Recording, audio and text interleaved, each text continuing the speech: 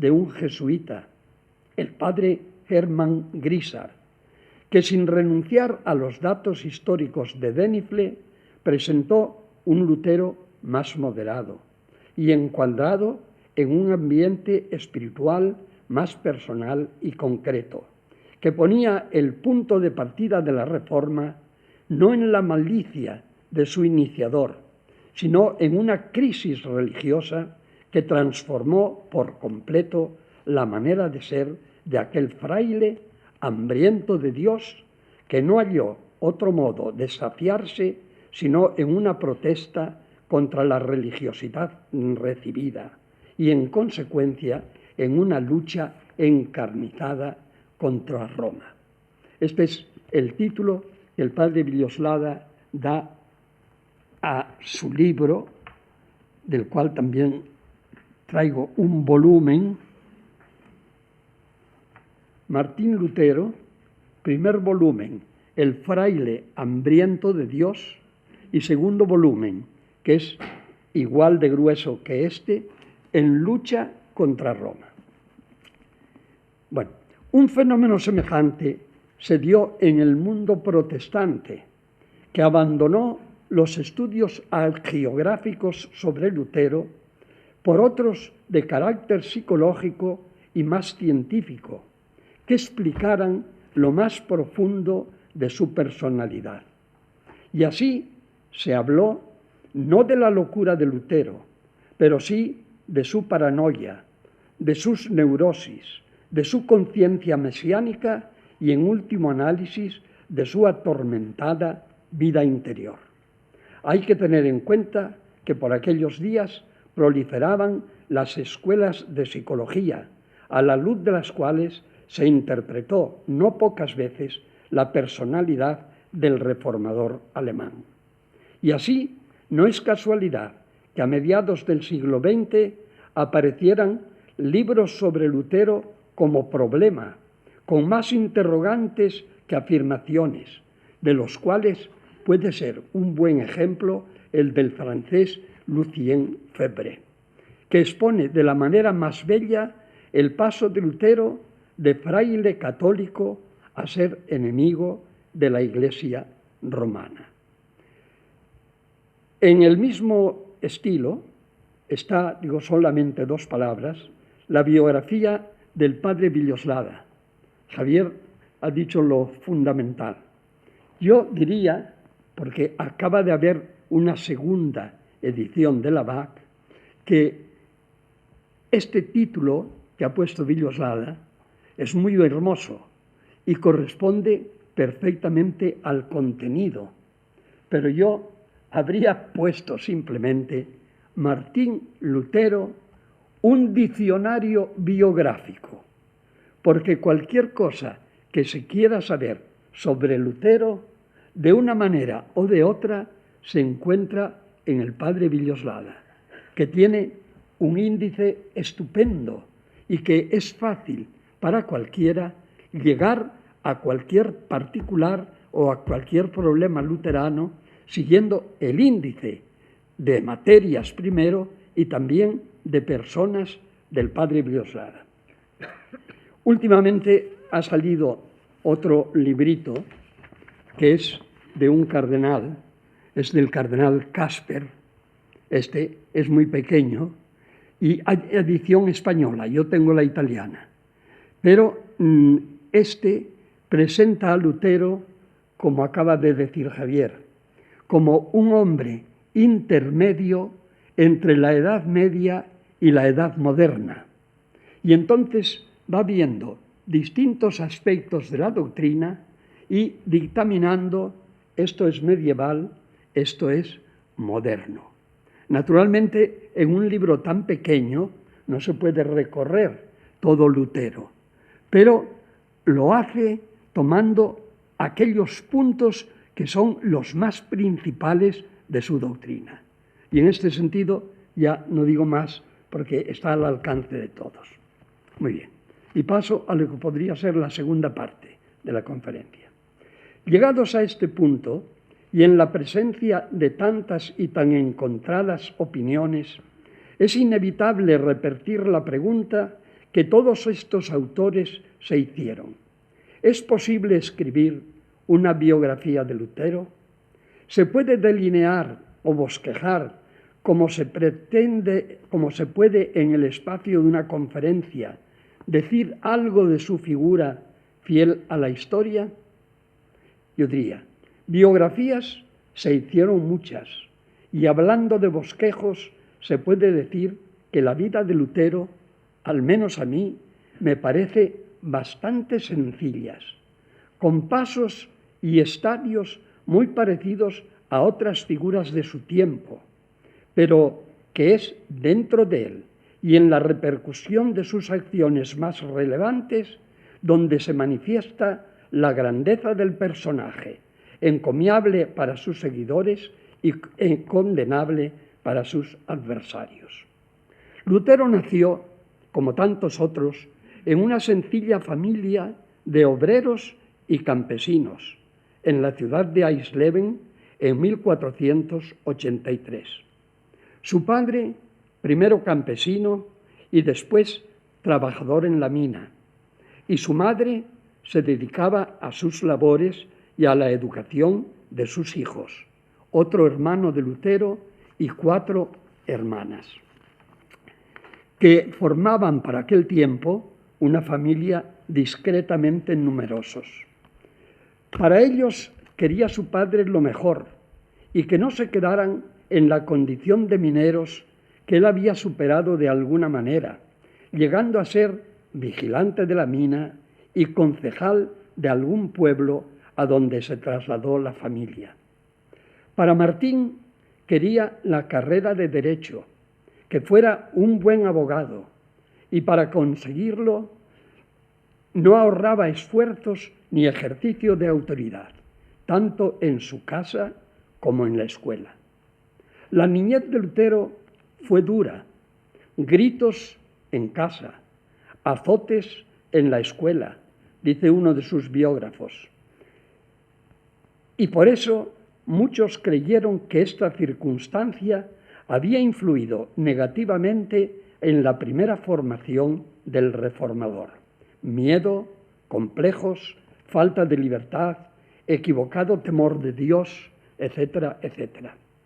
Yo no creo que la educación del futuro reformador, es decir, de Lutero, se haya diferenciado mucho de la que recibían los demás muchachos del lugar, aunque es posible que Lutero les aventajara en sensibilidad como parecía aventajarles en inteligencia.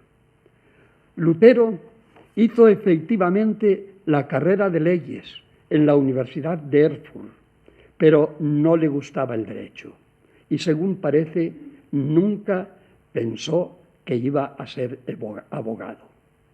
Por caminos bastante normales, salpicados de vez en cuando por algún episodio que él interpretaba como una llamada de Dios, por ejemplo, el haber salido incólume de una tormenta en la que creyó morir, fue madurando en él la vocación eclesiástica, que culminó en su entrada en el monasterio o convento agustino de Erfurt a sus 22 años.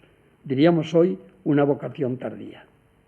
Pese a las sospechas de algunos de que Lutero nunca tuvo vocación religiosa, sino que todo esto fue una treta para presentar a su padre la llamada de Dios como superior a sus planes, la verdad es que Martín fue un fraile relativamente feliz en aquel monasterio, piadoso, muchas veces ejemplar, alumno destacado de sagrada teología y sumamente apreciado no solamente por los formadores de aquella casa, sino por las primeras autoridades de aquella provincia o demarcación religiosa, hasta llegar a su cantamisa el día 2 de mayo de 1507 y prolongando su estancia en el convento 3 años más, cuando salió para Roma y no volvió más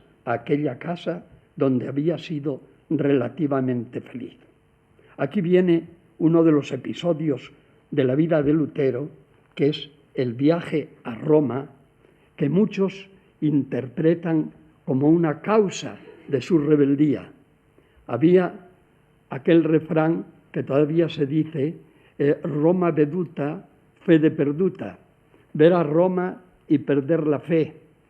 Y Lutero vio muchas cosas en Roma, pero sus biógrafos están bastante de acuerdo en decir no vio nada extraordinario que no hubiera en otras partes. El ambiente aquel ya lo conocía, que es lo que tendríamos que decir hoy. Roma es lo que hay en otras partes, pero globalmente, en grande. Bueno, digo que allí fue relativamente feliz, no porque Lutero dejara de tener problemas en aquel centro, sino porque allí había empezado a manifestarse las dudas de su atormentada conciencia sobre su lugar dentro de la Iglesia católica. La formación recibida, el valor de la teología, el misterio de la predestinación, la libertad humana y cosas por el estilo. Desde entonces y hasta su muerte, Lutero no salió de Wittenberg, como no fuera por razones de ministerio, era un gran predicador, o exigencias, como fundador que era, de la Reforma, hasta que fue a morir a Eisleben, el pueblo donde había visto la luz. Allí, en el convento de Wittenberg, Lutero volvió a la regla de San Agustín, si bien de forma más moderada. El convento era un poco más libre. Allí volvió a experimentar las consolaciones y los escrúpulos de la vida ascético-mística de un religioso. Y allí, o desde allí, pilotó los acontecimientos vacilares del inminente protestantismo. Allí siguió después de su matrimonio, ocupando con su mujer y sus hijos las habitaciones del prior, y como el convento era grande, lo convirtió en una especie de convictorio o de pensión para los frailes que teóricamente habían pasado a la Reforma y para la residencia de huéspedes más o menos estables y para un grupo de muchachos dependientes de él que seguían sus lecciones universitarias o introductorias. Un monasterio de nuevo cuño, como dijo él a algunos amigos que lo visitaron. Y así como el convento de Erfurt había sido la residencia de un fraile hambriento de Dios, Wittenberg lo fue desde entonces de aquel mismo fraile en lucha contra Roma. El primer acontecimiento capital para la Reforma que tuvo lugar allí fue la Turmerlebnis, o la iluminación de la torre, que Lutero experimentó en torno al año de 1515 y que él mismo describió de esta manera. Se hallaba entonces el novel profesor, él, explicando las epístolas de San Pablo y personalmente obsesionado con los problemas de la justificación y de la predestinación, en último término, de su salvación. Y buscaba en el Evangelio una respuesta que no acababa de encontrar. Esta es la crisis propiamente de Lutero. ¿Cómo puedo yo hallar un Dios propicio para mí? Estas dos palabras, propicio y para mí, eran la clave. Entonces cayeron sobre sus ojos unos versículos de San Pablo, el 16 del capítulo 1 de la carta a los romanos, donde se leía literalmente: no me avergüenzo del Evangelio. En él se revela la justicia de Dios, que nos lleva de la fe a la fe, según está escrito: mi justo vive por la fe. Allí tendría que estar la solución, puesto que ese era, según San Pablo, el mensaje del Evangelio. En él se revela. Pero ¿qué mensaje más enigmático? El Evangelio es novedad, Nuevo Testamento, y su revelación era la justicia. ¿Qué cambiaba entonces en relación con el Antiguo Testamento? ¿No se había hablado bastante en el Antiguo, de la justicia y de los castigos de Dios sobre el injusto, sobre el impío? Fue entonces cuando Lutero sintió la revelación, la justicia de Dios. Allí estaba la clave. Él estaba entendiendo la justicia de Dios como un acto punitivo, la justicia con que Dios nos castiga.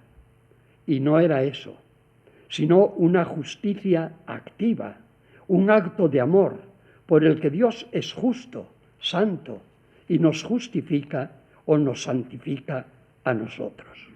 Allí se disiparon todas sus dudas, y la justicia de Dios, frente a la cual experimentaba en su alma los tormentos del infierno, dice él, empezó a producirle las delicias del paraíso.